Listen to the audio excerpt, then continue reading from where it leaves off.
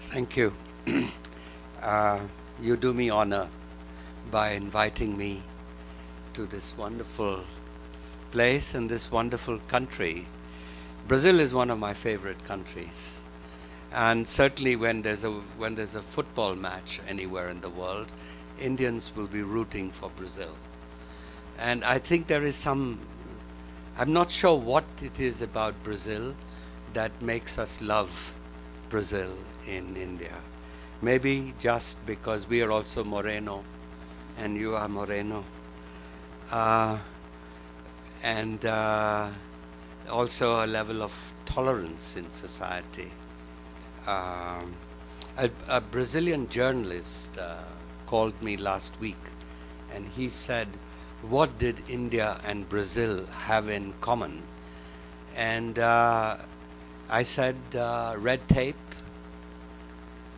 a very obstructive bureaucracy, not a helpful bureaucracy, judicial delay,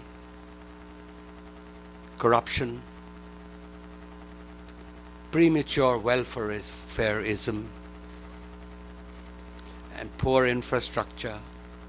These are many negative things I have said. I could have talked about the positive things also. Um, I have written a new book. It's called India Grows at Night. And I want to talk about that because I think you will find echoes of Brazil in some of the things that I will talk about. And then we can have a dialogue afterwards.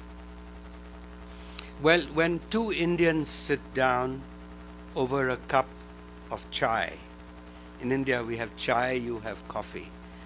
If we sit down, the conversation quickly turns to the baffling subject of how their country is rising despite the state. India's success story is a story of private success and public failure. And this is what's captured in the title of the book of mine. Now, the title is only half the saying. The full expression is India grows at night when the government sleeps. Of course, you say the Brazilian government never sleeps. That's always awake. Prosperity is indeed spreading across India, even as governance failure pervades public life. The question is, how could a nation become the second fastest growing economy in the world, and second fastest over a 10-year period, with a weak, ineffective, and flailing state? And the questions that Indians, of course, ask is, well, why shouldn't India grow during the day? And that's the question that I ask. How do we grow during the day? And the recent slowdown in our economy, I think, is a function which shows us the limits of growing at night. And the task now in India is to reform the institutions of the state. And so the subtitle of my book is A Liberal Case for a Strong State. A strong liberal state is actually the classical conception of the state which the original 18th century thinkers, Locke and others who thought about the state, Hume, Adam Smith, these people, and later John Stuart Mill. I'm giving the English tradition, but there were others in the continent as well. That state has three pillars, a strong liberal state. One, it is it's capable of taking decisive, quick action. 2, that action is bounded by the rule of law. And 3, that action is accountable to the people. These are the fundamental ideas. Now we have accountability, plenty of accountability. So much accountability that it has paralyzed the executive. We have reasonable rule of law. It needs to be strengthened. Because when you have corruption, that means that some people think they're above the rule of law. But our biggest problem in India is the ability to act. Now, let me illustrate to you this idea of growing at night. And I will illustrate it by the story of 2 towns in India, both on the outskirts of Delhi. One is called Gurgaon and the other one is called Faridabad. Now in the 1970s, Faridabad had an active municipality, it had rich agriculture, it had world-class industries coming in,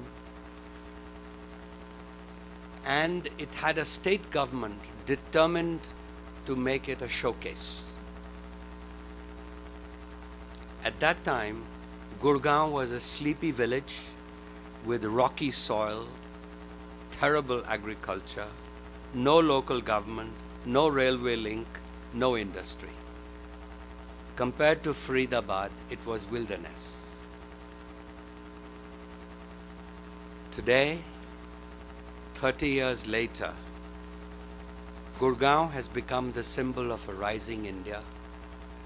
It's called the Millennium City, and it has become the engine of international growth. It has dozens of shiny skyscrapers, 26 shopping malls, 7 golf courses, countless luxury showrooms of BMW, a Mercedes-Benz, Audi, any name that comes to your mind. I only mention automobile brand names. It has 32 million square feet of commercial space and is home to the world's largest corporations. Its racing economy is reflected in fabled apartment complexes with swimming pools, spas, saunas, whatever you may want, which vie with the best in the world. So how did this happen? The fact is that Gurgaon's disadvantage turned out to be an advantage. It had no municipality, no government. It was ignored by the state government. This meant less red tape, fewer bureaucrats who could block development. And Gurgaon flourished primarily because of its self-reliant citizens who did not sit around and wait. When there was no water in the pipe, they dug bore wells to get water. They put in diesel generators to make up for the state electricity board's failures. They used cell phones rather than landlines of the government company. They used couriers instead of the post office. Some buildings even installed their own sewage plants. They employed security guards because the police wouldn't show up. So, since school teachers did not show up in government primary schools and doctors did not show up in primary health centers, they opened the private schools and private clinics. And these private, even in slums, they opened these, and they charge 200 rupees a month. That's $4 per month in fees. And they still make a profit.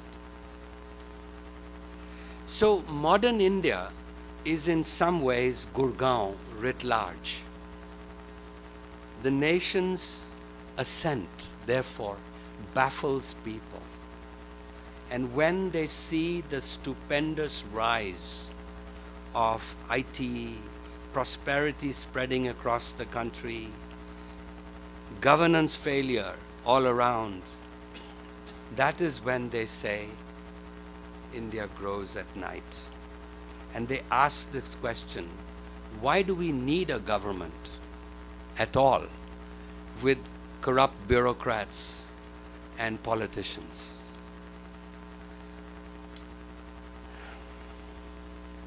The answer is that to rise without the state, as Gurgaon has done, is a brave thing, but it is not wise nor sustainable. Gurgaon would be better off with a functioning drainage system, public transport system, reliable water and electricity, public sidewalks, public roads, parks, and so on. So, in a sense, both Faridabad and Gurgaon represent the wrong models of governance for India's future. If red tape and corruption are the downside of Faridabad's model, then the problem with Gurgaon's laissez-faire model is the lack of basic services. Gurgaon would be far happier with a functioning delivery of services. It should not take us, as I was telling you, it should not take us 8 to 10 years to build a road in India, when in other democracies you can do it in 4, and in China you can do it in 1. But of course, China is not a democracy. It should not take us 10 years to get justice through our court system, when it should take us only 2 or 3. So this is the paralysis in decision making, and today we have courts routinely dictating to the government policy. So, what I'm suggesting is the growing at night strategy is really not a viable strategy, even though it's heroic. And therefore India must start growing during the day. Now, I always find it useful to understand India, to compare it to China. Brazil is too far away. India's is a bottom-up success story, a success of the people, whereas China's is a top-down success of an amazing technocratic state which has built the most astonishing infrastructure in such a short time. And so it is a people's success. And therefore, really the most important ingredient is the entrepreneur. And today India has something like 25 globally competitive companies. And of these 25 companies, at least 5 in the next 10 years will be brand names that you will become familiar with, as you know, Samsung and LG and Sony and so on. There are probably another 30 companies after that who are going to soon become globally competitive. I have a Chinese business friend who is an important investor in the Indian stock market. So he always comes and visits me and wants me to give him some stock tips about his investments. He's an interesting man because he made a fortune in China in a small province. He made it so quickly and he made it at night so fast that the government, local government, did not even realize how much money he had made. And when they realized it, they wanted to steal it. So luckily, he was able to get his money out of China. He ran out of China before they could get it. He set himself up in Hong Kong and began to invest on the Chinese stock exchange, but very quickly discovered that the total stock exchange was totally unreliable because of the problem that he had faced with the Chinese bureaucracy. And then he got scared for his life because he was threatened in Hong Kong. So he ran away to Canada.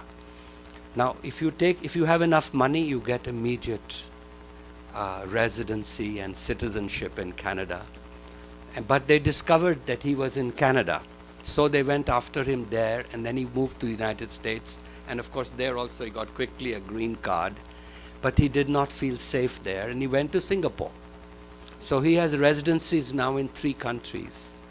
And I don't know whether this is to save taxes or whether he is really threatened. But it's an interesting story, because this man, when I met him a few months ago, his back was hurting. And he said, I said, what's the problem? We were having dinner. He says, I have been on your wretched roads in Haryana, which is a rural area, and he had an investment in one of the factories in Haryana. So he asked me, how could you become the second fastest growing economy in the world with wretched infrastructure like that? So I told him this story of India grows at night, and he thought for a few minutes, and then he said, you mean India has risen with one hand tied behind the back? And I nodded. He said, the nightmare of the Chinese leadership will be, what if that second hand got untied one day? And the purpose of telling you this story, he also said that, we would die to have the kind of companies you have. By the way, one of our companies is doing quite well, I understand, in Sao Paulo. It's called TCS, the software company, outsourcing company. Anyway, he says that our companies are state-owned mostly, either foreign investment or state-owned companies.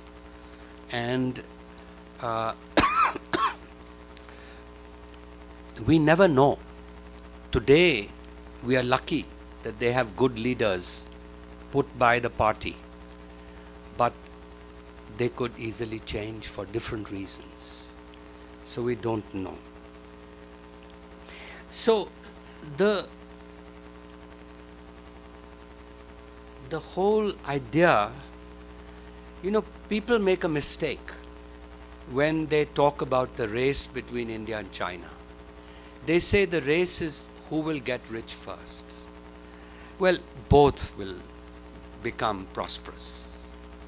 China before India. But they're both rising.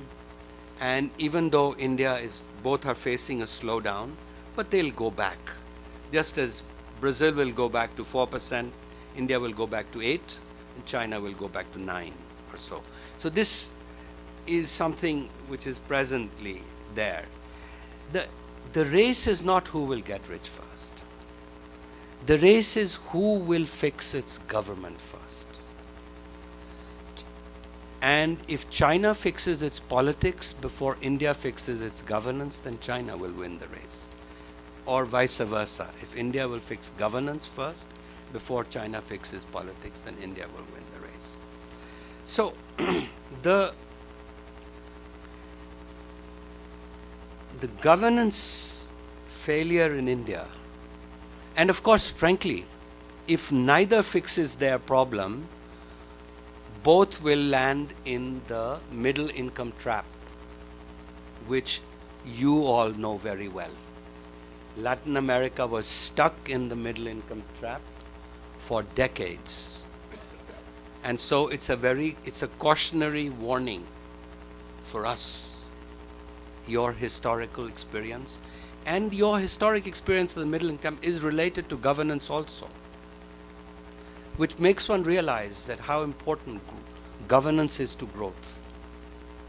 And I was telling you a little earlier that historically India has been a weak state and China has been a strong state. India has been a strong society and China has been a weak society. Therefore, the history of India is a history of political disunity, of kingdoms fighting with each other. We had only 4 empires in our history. They were not very long, but there was a Maurya Empire, 3rd century, 4th century BC, Gupta Empire, 3rd to 5th century AD, then the Mughal Empire, 1525 to 1707, and then the British Empire. So we had 4 empires. But all these 4 empires were weaker than the weakest Chinese empire. And no empire in India could have built the Great Wall of China. In fact, I was saying that this Great Wall of China explains a lot about India's history, because both India and China historically for centuries had people coming down from Central Asia to settle. But when they came down to China, they hit the wall and then they bounced and they came down to India.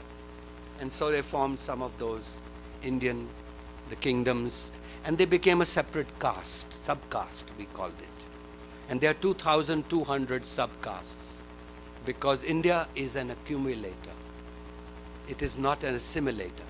In China, those people who came, they became Han Chinese. Very, very homogeneous. In India, they remained diverse, and so we accumulated them. So China, in that sense, is a melting pot, and India is a salad bowl, or we call it a biryani. Biryani is a rice dish where you can see all the vegetables inside, and you can identify them. So the Chinese person was identified by the state. The state was everything. And power, everything flowed down from the state, from the emperor. In India, the king was preceded by dharma. Dharma meaning, as you may have mentioned, dharma meaning, in the case of the king, it's called public dharma, which means doing the right thing. And it also means law. So the law was before the king. And in China, the king gave the law, but also interpreted the law. In India, the law was before the king, and the king was supposed to uphold it, but the Brahmin interpreted the law. Brahmin interpreted dharma. So already a liberal division of powers was created, which weakened the state throughout history. And this explains, even today, why India is rising from below and China from above. They are being true to character. This explains why India became a democracy. It could not have been ruled any other way but a democracy. I was invited by the Arab Spring in Egypt at Tahrir Square, who wanted me to talk about the India model for Egypt's future. And one of the questions they asked me was, how did you keep the generals out of power for 65 years?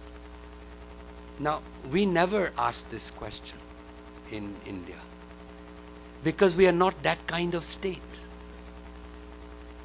A general wouldn't survive in the chaos of India, in the functioning anarchy of India. He could not survive. So we could only have been a democracy, a soft state, as Gunnar Myrdal called it. And there was only one period in our history, in recent times, from 1951 to 1991, 1950 to 1999, 40 years, when we tried to be a socialist state. And of course we failed. It was totally out of character. It was totally out of character, and that what we call license Raj happened. So this is the background to, I think, somewhat in trying to understand why now we must become what I call a strong liberal state, the classical conception, which is actually ingrained in our constitution, which is a constitution which has been, like most modern constitutions, has very common roots with each other. And today, you may have heard of this corruption movement in India. It's a strong society. And the corruption movement of Anna Hazare, he's the man behind it, is really the collision of a weak state with a strong society. This worries us a bit because it is not a liberal movement. Street protests are fine for a while. They awaken people, and they have awakened India to the corruption. And it's also a reflection of a new middle class. The middle class in India is about 1/3 today, but by 2022, we should be 50%. And then the politics will also change. So this is really the story. The need to return to how do we create a strong liberal state. A strong liberal state is not like Singapore, which has enviably high levels of governance. The best governance in the world, you can imagine, exists there. My son is based there right now because he's working for a multinational company. So I've just been there with my grandchildren, and I can say that enviably high levels of governance, but that's not what one India could ever be. And secondly, it's not desirable also for us to do that. So the question really is, how do we achieve it? How do we achieve such a state? And if we were lucky, we would have a strong reformer of institutions, because it's not economic reform only that we need. Economic reform helps governance too, because it reduces the discretionary power of the bureaucrat and the politician in the state. But you need the reform of institutions. Now, we had such a strong leader in Indira Gandhi, but she was not a builder of institutions. She was a destroyer of institutions, unlike her father, who was a builder of institutions. So we need, and I mean, there have been in democracies strong reforming leaders. England was a very corrupt country. We both admire the UK, and in the 19th century, they did you could buy a seat in Parliament, you could buy a job, you could just buy almost anything you wanted. But then they had brought their reform acts. They had Gladstone, Disraeli, strong leaders. In this century, they had Margaret Thatcher, who was a great reformer. In fact, the British government today is far more accountable, thanks to the reforms that Margaret Thatcher did. So it's possible, but you cannot ensure that you'll get a strong leader in a democracy. The answer for India, at least, is the middle class. The middle class in India was only 2% in 1950. only 8% in 1980. Today it's 33%, and as I said, it'll be 50% soon. So this class is young. Half the population of India is below 26, so it's a young country. And this middle class is showing itself using social media, using very successfully the mass media to its advantage. They are showing the ability to do something.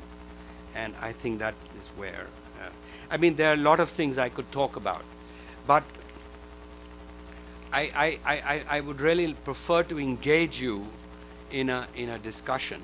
But before closing, let me just say that what I think of as a strong liberal state is also, let me give you one example.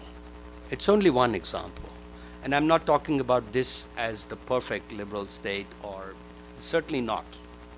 But the example will show for both Brazil and for India what can happen. So I'm going to again tell a little story. It is actually, it's paraphrased from the New Yorker, a piece written by Malcolm Gladwell in the New Yorker, and it is about a trial. So let me just read to you a couple of paragraphs.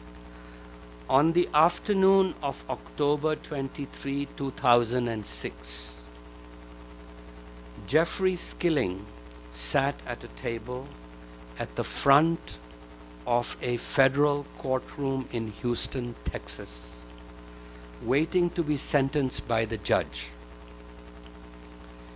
Mr. Skilling was no ordinary criminal. He was wearing a navy blue suit and a tie.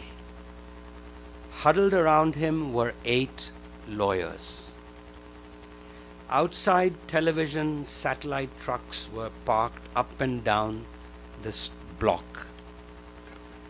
Skilling was the head of the energy firm Enron that Fortune magazine had ranked among the most admired in the world and valued in the stock market as the 7th largest corporation in the United States. Enron had collapsed 5 years ago, and a few months earlier, Skilling had been convicted for fraud, and almost everything he owned had been taken away in these past few months to compensate former shareholders of Enron.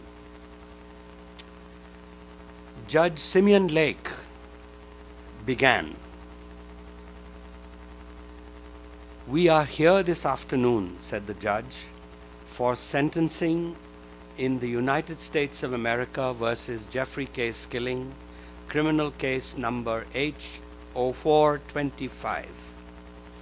The judge asked Skilling to rise. He then sentenced him to 292 months in prison. 24 years, one of the heaviest sentences ever given for a white-collar crime.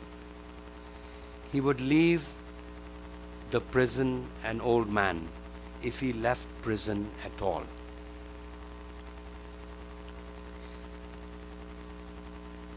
Skilling's lawyer, Daniel Petrocelli, got up.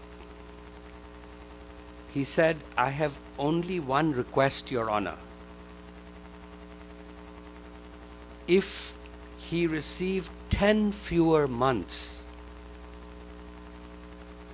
And the judge wondered whether the lawyer had heard him, because it was 292 months, and this man's talking about 10 months. He said if he received 10 fewer months, which shouldn't make a difference in terms of the goal of sentencing, and if you do the maths, Your Honor, and you subtract 15% for good time, he then would qualify under the Bureau of Prison Policies to serve his time at a lower level facilities. Just a 10-month reduction in sentence, Your Honor. It was a plea for leniency. Skilling, after all, wasn't a murderer. or a rapist. He was the pillar of the Houston community. And a small adjustment in his sentence would keep him from spending the rest of his life among hardened criminals. Judge Lake thought for a while. Then he said no.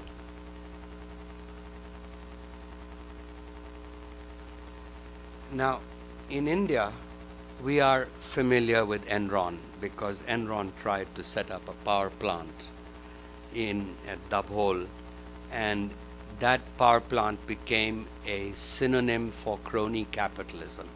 We had never used that word in India before Enron came to India. And certainly the lessons for Indians, I'm not sure for Brazilians, but the lesson for Indians is that persons in high places in some countries, persons as mighty as Jeffrey Skilling, do go to jail. This is the sort of routine behavior in a strong liberal state. In India, we file charges, we investigate, we even establish guilt, but then years go by and nothing happens and the people lose interest. So that is really an example of a strong liberal state. There can be many others. I did not mean to pick on the judicial system. There are flaws in other institutions as well. But people in India today are angry. And they're angry with their democracy. And it's odd that here this has been the best 25 years in India's economic history. And yet people who have risen are angry. And the anger goes back to the notion of dharma. You know, I was saying that every country has a code word, or almost every country. I don't know what the code word for Brazil would be. But America's code, United States' code word is liberty. The good and bad things in America are done in the name of liberty, including the Tea Party movement.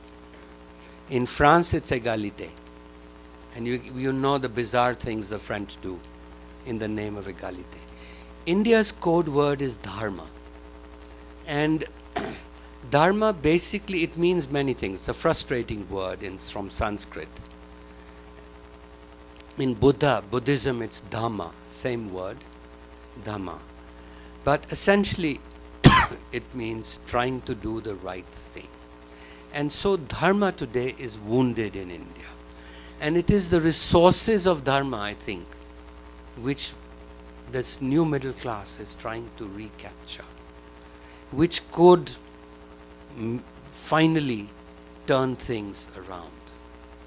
So on that note, let me thank you for inviting me and letting me share some thoughts with you.